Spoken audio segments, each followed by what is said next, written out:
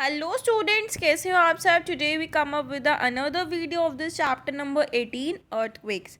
So we have completed the chapter and we have thoroughly read the chapter, discussed the chapter. So in this video we will discuss its big exercise question answers. So let's get start with the video. So first of all we have fill in the blanks. Fill in the blanks में क्या है? Dash are the smaller earthquakes that happen in the same place before the main quake follows. तो जब भी कोई बड़ा earthquake आने वाला होता है उससे पहले क्या होता है? फोर शॉक्स आते हैं. तो हम लिखेंगे foreshock. The high wall sea waves caused by under water earthquakes are called, उसको हम बोलते हैं सुनामी. इसमें टी आपका साइलेंट रहेगा, सो हम इसको प्रोनाउंस करते हैं tsunami. Earthquake is caused by a disturbance deep inside the dash of the earth. तो deep inside the crust of the earth. Next is the waves associated with tremors caused by earthquakes are known as dash waves.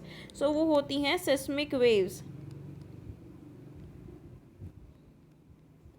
Geologists call the point of origin of earthquakes as its, वो उसका focus कहलाता है. Destructive energy of an earthquake is measured on the, वो Richter scale पे measure होती है. True false बताना है. It is now possible to give exact predictions about the earthquakes. नहीं, false. Earthquakes beneath the ocean floor can generate huge tidal waves. True. When the plates of the earth slide past each other, the energy released gives rise to waves known as seismic waves. That is a true one. Next is Richter scale is a simple linear scale. That is a false. An earthquake of magnitude 2.5 on Richter scale cannot be recorded on a seismometer. तो वो record नहीं हो सकता. That is false.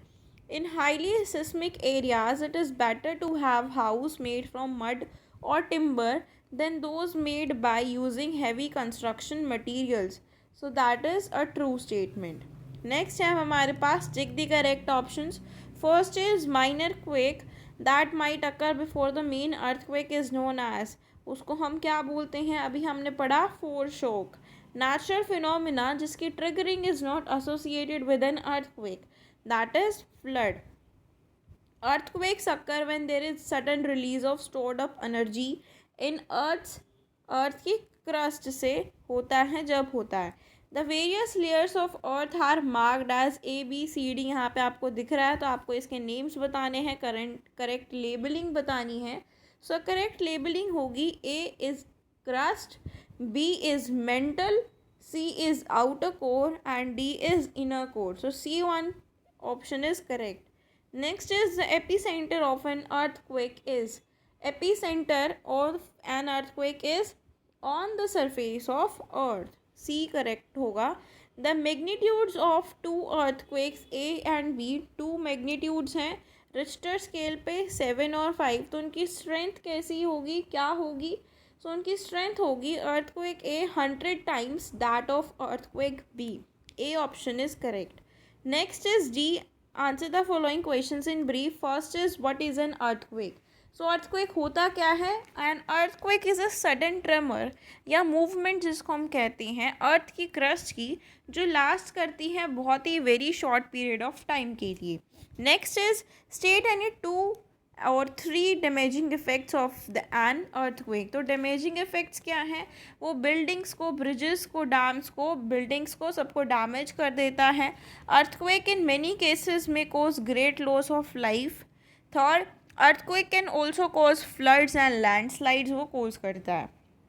Third क्या है? Explain the phenomena of production of shock waves. जब भी plates of earth crust slide करते हैं एक दूसरे से, तो वो स्टक हो जाते हैं उनकी एजेस पे, जिसकी वजह से फ्रिक्शन प्रोड्यूस होता है. और when the stress on the edges overcomes this friction, जब वो फ्रिक्शन रिलीज करने की कोशिश करते हैं, ठीक है, वो ओवरकम कर जाता है और large amount of energy release होती है in the form of waves. और उन वेव्स को हम बोलते हैं सिस्मिक या शॉक वेव्स. नेक्स्ट है fourth, in the context of an earthquake which of the 2 points focus or the epicenter is deep under the ground. तो इन दोनों में से कौन सा डीप है? So that is in the context of earthquake, focus is the point which is deep under the ground.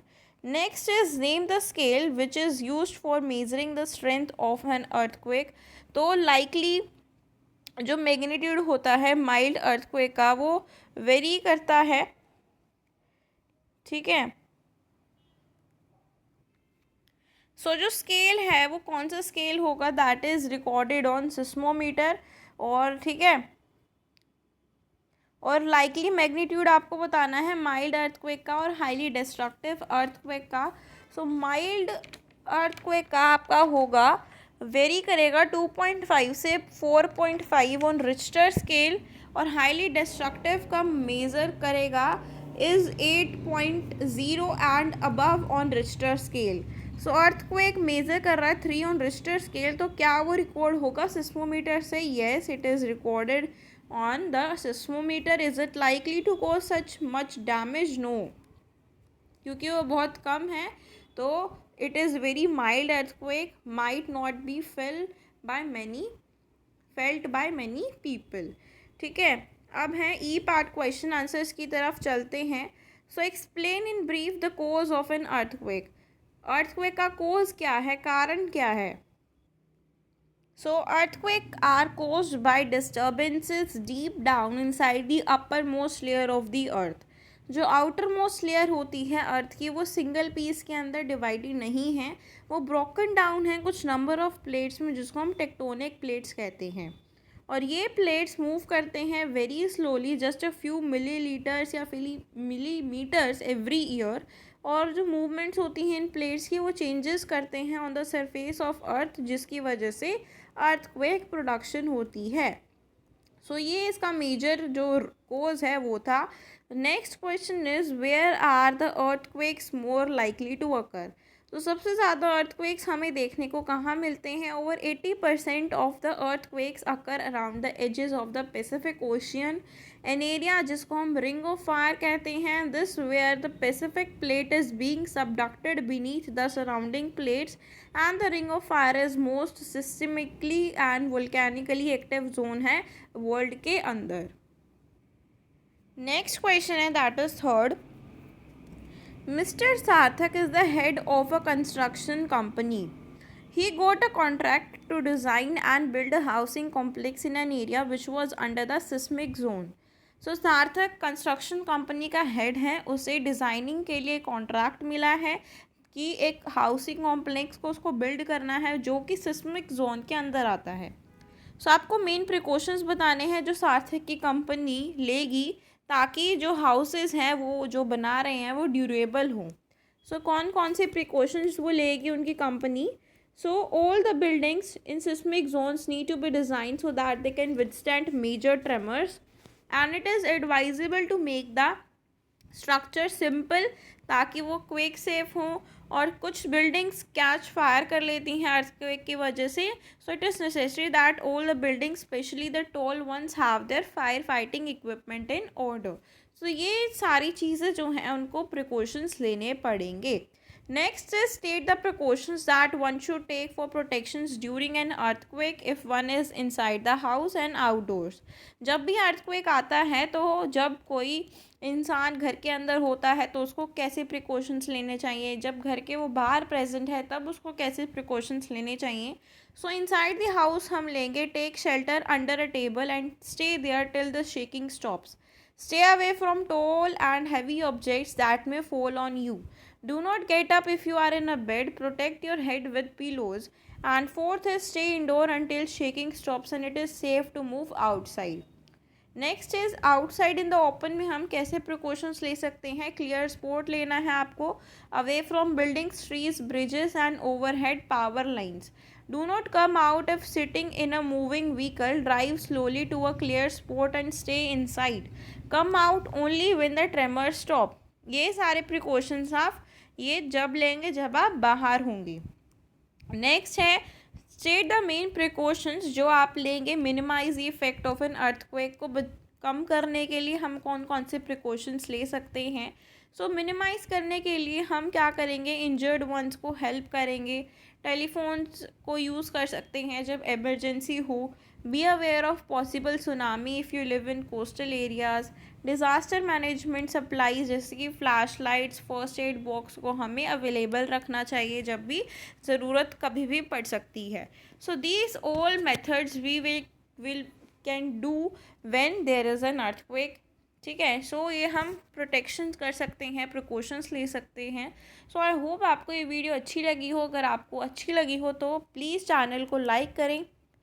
ठीक है. Video को लाइक करें, शेयर करें जितना आप चैनल को शेयर कर सकते हैं. कमेंट करें जिससे मुझे पता चले कि आपको वीडियो कैसी लगी है. And most importantly you have to subscribe my YouTube channel ताकि आने वाली वीडियोज़ आप तक पहुंच सके और आप उनको देख सकें. And hit the notification bell for get the upcoming notifications on my YouTube channel. Thank you.